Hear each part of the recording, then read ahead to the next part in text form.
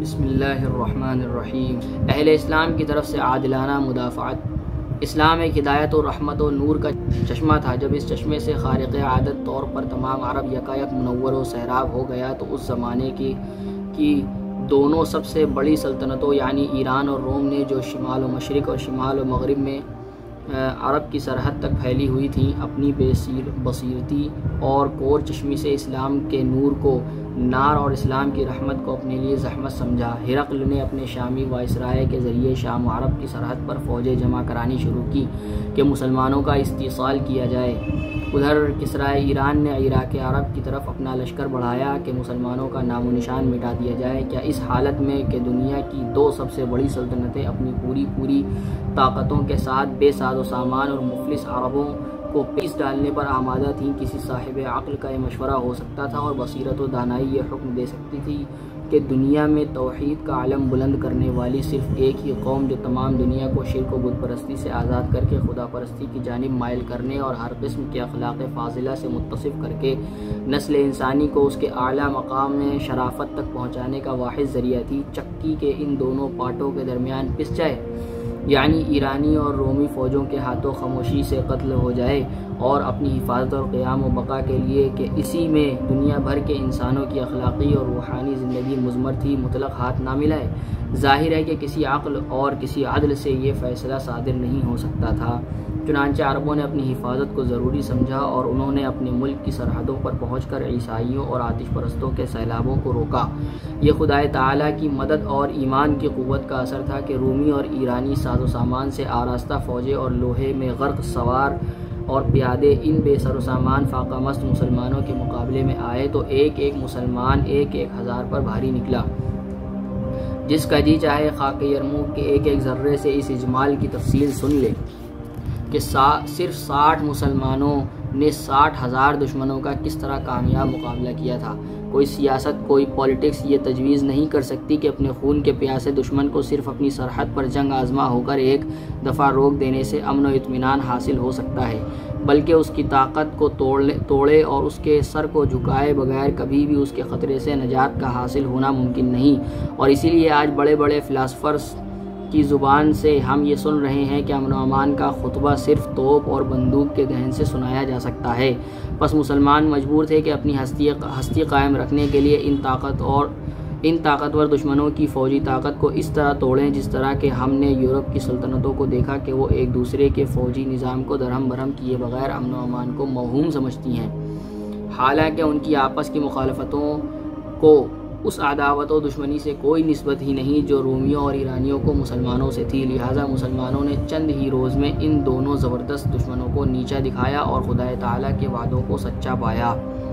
غیروں کے ساتھ مسلمانوں کا حسن سلوک۔ اب خالی الذہن ہو کر تاریخوں کا مطالعہ کرو اور دیکھو کہ مسلمانوں نے کسی ایک شخص کو بھی رومی اور ایرانی ملکوں میں داخل ہو کر صرف اس لیے قتل کیا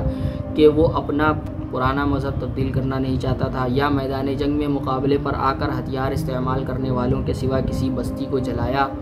اور کسی گاؤں یا قصبے یا شہر یا غیر مسلح آبادی یعنی غیر مسلم رعایا میں سے کسی کا خون بہایا،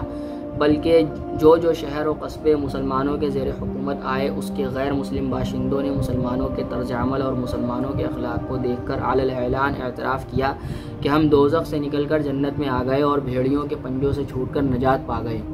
مسلمانوں نے ان غیر مسلموں کو امن و امان کے ساتھ رکھنے اور ہر قسم کے اطمینان اور راحت کی زندگی بسر کرانے یعنی ظالم دشمنوں کے حملوں کو روکنے کے لیے خود اپنی جانیں قربان کی، لیکن ان غیر مسلموں کو اپنی فوج میں بھرتی ہونے اور میدان جنگ میں لے جا کر حریف کا مقابلہ کرانے کی تکلیف نہیں دی۔ اس امن و امان کے قائم رکھنے اور قیمتی جانیں قربان کرنے کے صلے میں نہایت ہی خفیف سی مالی امداد چاہی، جو آج کل کی مساوات و عدل کی دعوے دار سلطنتوں کے بھاری ٹیکسوں اور محصولوں کے مقابلے میں بہت ہی بے حقیقت سی چیز تھی، اور یہ مالی امداد جس کا نام جزیہ تھا غیر مسلموں ہی سے نہیں لی جاتی تھی، بلکہ یہی مالی امداد زکوٰۃ کے نام سے مسلمانوں کو بھی ادا کرنی پڑتی تھی۔ غیر مسلموں کو تو جزیہ کبھی خاص حالتوں میں معاف بھی ہو جاتا تھا، لیکن زکوٰۃ کا ادا کرنا فرض قرار دیا گیا اور کسی مالدار مسلمان کو قطعاً چوچرا کا موقع نہیں مل سکا۔ یہ غیر مسلم محکوم اپنے مسلمان حاکموں سے واقف ہو کر ان کے اخلاق و عادات اور ان کے عقائد و عبادات کا مشاہدہ کرنے کے بعد اسلام میں داخل ہوئے بغیر نہ رہ سکے اور مسلمان ہو کر اسلام کے ان دشمنوں سے جو 2 دن پہلے ان کے ہم قوم، ہم مذہب، ہم خیال اور عزیز تھے، مرنے مارنے کے لیے تیار ہو گئے۔ بس اسی طرح ایران و شام و مصر وغیرہ ممالک کے اندر چند روز کے عرصے میں اسلام پھیل گیا، یعنی ان ملکوں کے تمام باشندے مسلمان ہو گئے۔ ایک سوچنے والا سوچے اور عقل سے کام لینے والا غور کرے کہ ایران سے آتش پرستی اور مصر و شام سے عیسائیت وغیرہ مذاہب کے معدوم ہونے میں اسلام کی خطا اس کے سوا اور کیا قرار دی جا سکتی ہے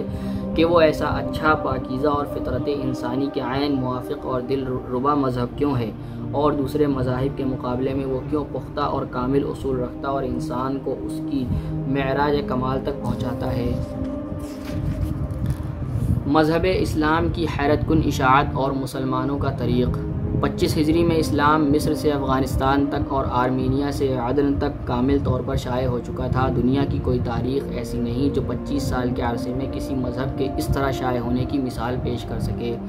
اس کے بعد اسلام بتدریج اپنا دائرہ وسیع کرتا رہا۔ بنو امیہ کے زمانے میں مسلمان تاجروں نے ایشیا کے مشرقی مجمع الجزائر، جاوا، سماٹرا، بورنیو، ملایا، فلپائن، نیوگنی وغیرہ کو مسلمان بنا دیا۔ کل شمالی افریقہ بحر اٹلانٹک کے ساحل تک اسلام سے منور ہو گیا۔ بے شک مسلمانوں نے ان بادشاہوں کی فوجوں کو شکستیں دیں جو بت پرستی اور شرک کے حامی، مخلوق خدا پر ہر قسم کے ظلم و ستم کو روا رکھنے والے، ہر قسم کی بداعمالیوں اور شرارتوں کے امام اور مسلمانوں کے جانی دشمن تھے۔ لیکن محکوم رعایا اور تلوار نہ اٹھانے والوں کو انہوں نے کبھی کوئی آزار اس بات کے لیے نہیں پہنچایا کہ انہوں نے اسلام کیوں قبول نہیں کیا، بلکہ یہ عجیب بات ہے کہ مسلمان غیر مسلموں کو اپنی زیر نگرانی لے کر مسلمانوں سے بڑھ کر راحت و اطمینان کی زندگی بسر کرنے کا موقع اور مذہبی آزادی عطا کرتے تھے، اور وہ اسلام میں داخل ہو کر اپنے فاتحین سے زیادہ اسلام کی اشاعت اور مسلمانوں کے دشمنوں کو زیر کرنے میں جانفشانی دکھاتے تھے۔ 80 ہجری میں اسلام فرانس و اسپین و موراکو سے لے کر سندھ و پنجاب و افغانستان تک اور کوہ قاف سے بحر الکاہل اور بحر ہند کے جزیروں تک پھیل چکا تھا، یعنی اس زمانے کی تقریباً تمام متمدن دنیا اسلام کے زیر سایہ آ چکی تھی۔ اگر اسلام میں خود کوئی جذب، خوبی اور دل فریبی نہ تھی جو دلوں کو مسحور کر سکتی، تو بتاؤ کہ تنہا ایک شخص حضرت محمد صلی اللہ علیہ وسلم